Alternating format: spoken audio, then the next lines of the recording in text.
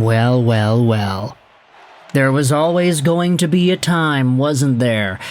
There was always going to be a discussion to have about Mr. 11.6, the most shocking hockey player story in 2024-2025, how Vancouver Canucks superstar Elias Pettersson dropped off.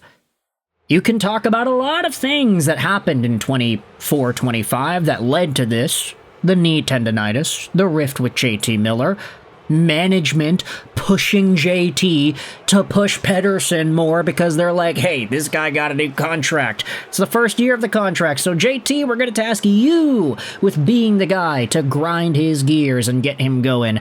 And the Rick Tocchet thing, too, which, you know, we've made a bunch of videos about. Ooh, Tocchet's saying that he's going to reprogram the way that Pettersson thinks the game. It wasn't his year, 24-25. And now, after seeing the commentary that was about Elias Pettersson's knee tendonitis, about his health status, about the way everything shaped out the most previous year, and, most importantly, hearing about how angry Pettersson was at himself for not being able to perform to his standard. That, I think, has been one of the biggest rays of hope that Vancouver Canucks fans have had to look at this summer. Now, I'm not going to say that everybody believes.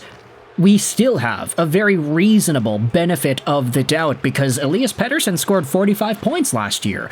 How realistic is it for a guy to go from 100-plus points to 89 points to 45 points and then back up to 100 points again? That's a really strange development curve. I don't think I've noticed any other superstars who have done similar things.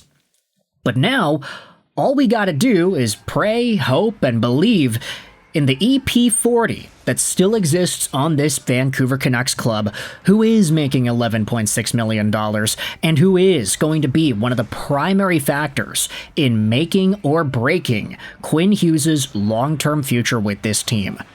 Plain and simple, if Pettersson still sucks, there's no way Quinn Hughes is going to stick around. With all this in mind, though, I wanted to leave a link in the description to this beautiful piece published by Ian McIntyre on Sportsnet.ca yesterday. How the Vancouver Canucks first-line forwards are ready to bounce back. This was posted last night after the day 2 of training camp at the South Okanagan Events Center, and it dives into some comments from Boeser and Jake DeBrusk all about that same Elias Pettersson and about the first line.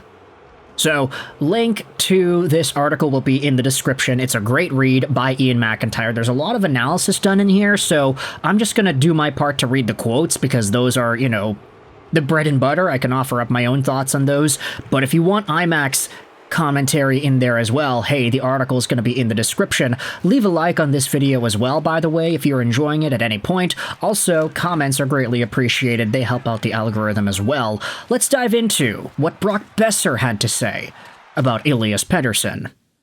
He said he thinks Petey looks great. He's flying out there.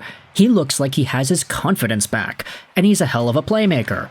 So with his playmaking and Jake's speed, and my kind of smarts and goal scoring, all three of us can score. I think that's something we can really thrive off. Huh. That's great, eh?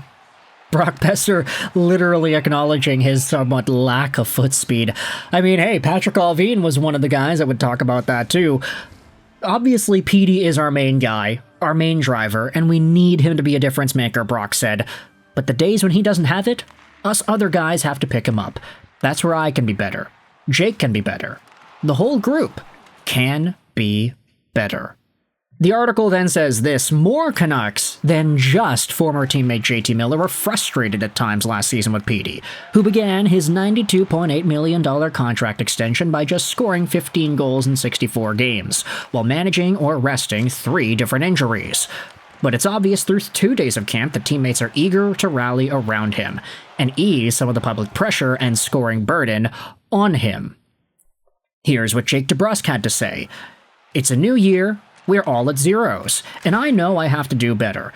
I think I had decent numbers last year, but I mean, I was getting tip-ins and things were going in off of me. What else was I bringing to the team? I have a lot more to give. I'm not saying 28 goals doesn't mean anything, but for me, like, when I didn't score my first 10 games, I said I don't care if I score 1 goal all season, as long as we get in the playoffs, because that's where I want to play. I was happy I hit my career high in my first year in Vancouver, but this year I want more. That's kind of how I look at it. Last year leaves you with a bit of a bitter taste. And honestly, I really admire the way Jake DeBrusk talked about his season here, because it is true, he technically had the best season he ever had, goal-scoring-wise, but, it did take him a while to get going. Yes, he had 28 goals in 82 games, but might I remind you, he had 2 27-goal seasons in 68 and 64 games in the past. This guy was always going to be a streaky goal scorer. That's what he was advertised as from Boston, and that's what he was. He didn't score a goal to open up the Canucks season in 10 games. Now, after getting some of his mojo back, buying some pretty expensive Pokemon cards, and having that crazy goal streak to end off the year, Jake DeBrusk is in a spot where he himself is saying, yeah, I can probably do more.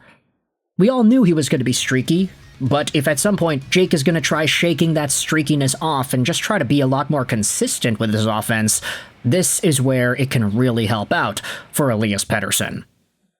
The article dives into this comment from Jake. You know what? I chose the Vancouver Canucks, and they chose me. To be honest with you, I owe them a lot better. We were close to making the playoffs. We were in the race. And if you look at the race down the stretch, the way I was playing, it wasn't really a factor. And that's kind of why I was here. We had a chance, and we kind of let it slip. That's what I was thinking about in the summer. The article then dives into Jake's perception on another season with Elias Pettersson. He says, I think it can work because we've kind of been through the ringer a little bit. I have a better understanding of what Petey wants to do out there and how he wants to play. He looked really good today. He's got such a good shot. I keep telling him he should shoot more. The way he thinks the game with his skill, to play with him, it's an honor. I also know it comes with the pressure. That comes with the territory. But with him, Brock, I think we can be a really good line. I know Brock feels really good after his contract and he wants to get back to the postseason. So do I. I'm optimistic.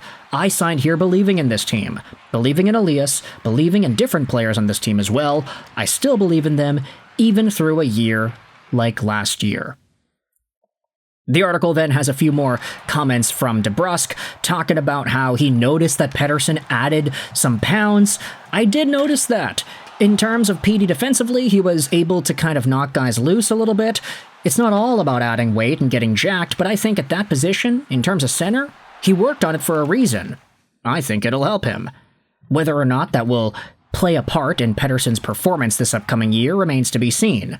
But in regards to that line, Brock Boeser says here at the bottom, you need your first line making a difference. There was a lot going on last year, and I felt like our first line wasn't making a difference many nights, especially in that middle part of the season.